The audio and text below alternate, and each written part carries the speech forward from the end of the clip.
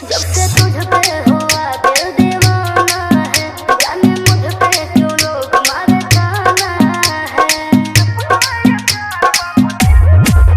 जब से तुझ पे हुआ दिल दीवाना है, जाने मुझ पे क्यों लोग मारे जाना है।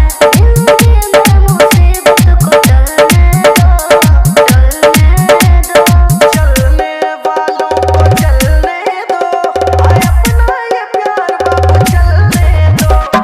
चलने वालों को चलने दो, आए अपना ये प्यार बाबू चलने दो।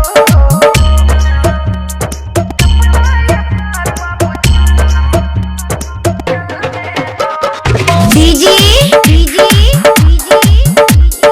अजय राज अजय राज अजय राज। तुम्हें चढ़ी है आशिकी की बुखार, हो मुझे टेंशन हुई है, तुम हो बेकरार।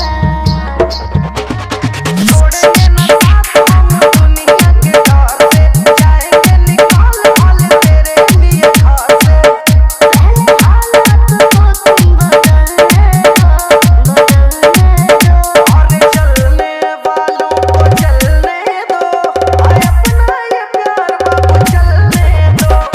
चलने वालों को चलने दो, आए अपना ये प्यार बाबू चलने दो। डीजे डीजे डीजे अजय राज अजय राज अजय राज। कहाँ गाँव बतहर हो? छतुगा का फुलवा गाँव छिंदवाड़ा के पास।